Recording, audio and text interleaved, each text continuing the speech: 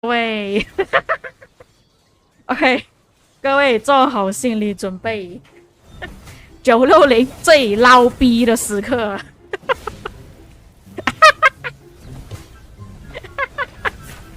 然后他那个截图呢，刚好就看到 BCK 的名字，你们看到吗？哎呀，这个故事就告诉我们，不要去撞11战力的城市，你会死得很惨呢、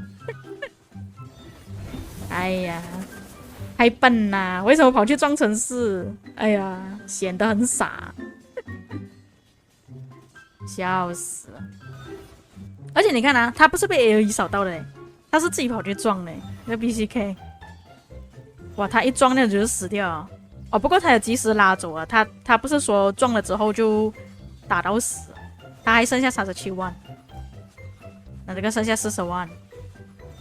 哎，我看一下尤达那个金，我记得他有创意的啊，对，尤达，哇，尤达，而且尤达那个住房皮肤，住房的装备是有专属的，厉害呀，这个，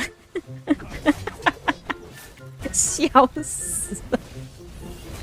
哎呦，960怎么这样垃圾哦？这个就可怜哦。哦，不过这个也是自己去装城市。BCK 还算聪明，他会拉走这个就完蛋了，这个就扑街了，他打到死了。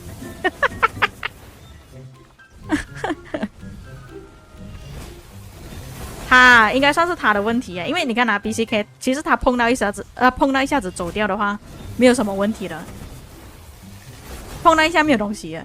但你打到死就不同了，你打到死的话，他就会一直持续的在放技能。哦，他几队打到死？2队。哦，这队他就有拉走了，他意识到后面有点问题就拉走了，然后任命也是撞到了。哎，没有，任命是被 AOE 扫到哦，就只有这2个傻子，这个 Core Oda 跟那个 BCK 这2个傻子跑去撞他的城市，结果祸及殃民。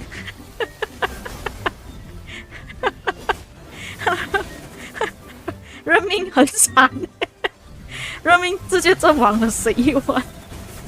然后这个 Johnny 他也是被 AOE 扫到了13万，DS 15万。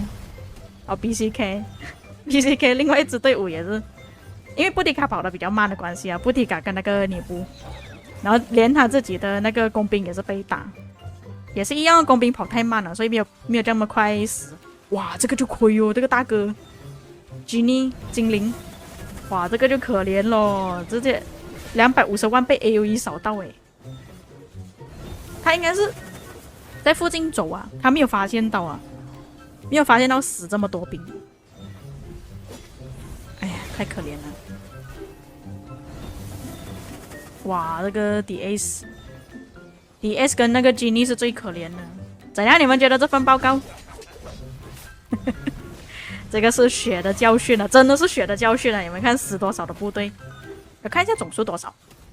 哇，他们这样子全部人一撞啊，不是全部人，2个人一撞啊，直接带走了210万的部队，太夸张了。尤大才阵亡216，或者我觉得他个216并不是给他们撞死还是怎样，应该是他医院满了刚好，他重伤才4万，然后换他们210万。哎呀 ，Why so stupid？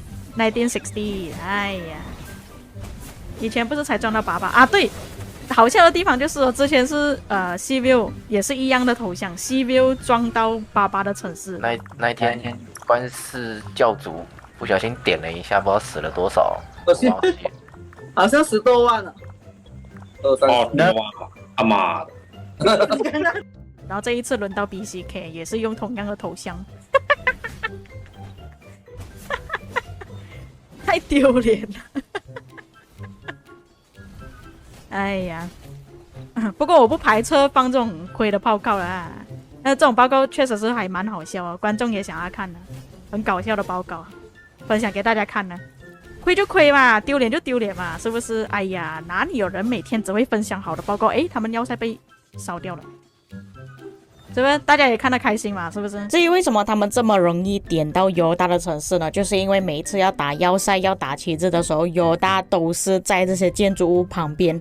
犹大又没有换联盟，就这样子待在领土上面，变成960有一些玩家可能要点部队，不小心点到犹大的城市，但是又没有发现到他们已经攻击犹大的城市了。刚好犹大的驻防统帅就是用菠萝头一发带走5个玩家。不过除了撞犹大的城市之外，还有另外一份比较有趣的报告，但是这一次就不是不小心了，而是故意的。这个玩家用守护者搭配孔雀来做驻防，那各位可以看到，其实他的兵量不算很少，都有330万的部队在城市里面，但是也因为这个玩家没有放驻防统帅，就变成他的报告比较亏。点开争议查看，让我更加惊讶。那孔雀这个统帅没有觉醒，我是可以理解啊，毕竟孔雀并不是每个玩家都会使用的。但是守护者他4个技能都没有开，第一个技能只是升到5等级而已，也因为守护者并不是他主要使用的统帅，所以这位统帅他是没有穿任何的装备的。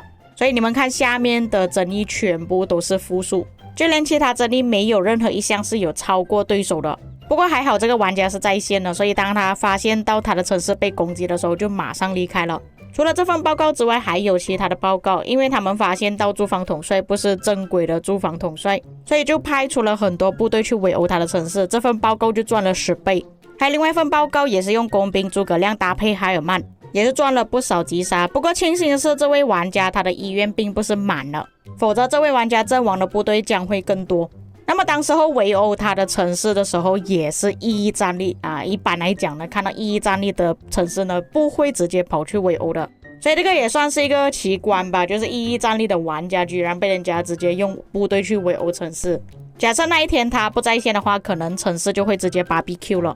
不过犹大的战力其实掉的还蛮快的，现在只剩下大概7亿左右，因为他一直一阳指补驻防的关系啊，还有一直去围殴集结，所以他的战力掉的很快。除了跟960打之外，还有跟土阵营打的时候也是一样，一直不断的补兵。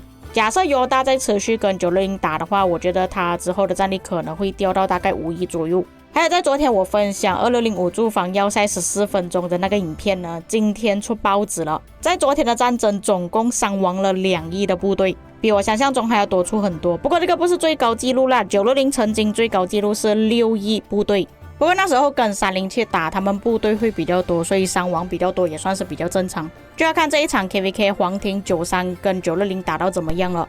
最后再更新一下地图的情况，基本上他们在下方的旗帜全部都被烧掉了。左手边是第一天的情况，右手边是今天的情况。2605在区域6的旗帜剩下不到1/4，差不多要被960给推光了。另一方面的93，他们是已经成功突破了光阵营还有木阵营，旗帜已经连接上了他们其中一个关卡吧，就是说有很大可能在黄庭的时候93拥有4个门口，然而960只有2个门口。不出意外的话，黄庭的时候将会只有这2个王国而已，其他王国是没有办法进入的。那么以上就是本期内容，至于各位有什么看法可以在评论区给我知道，我们下期再见。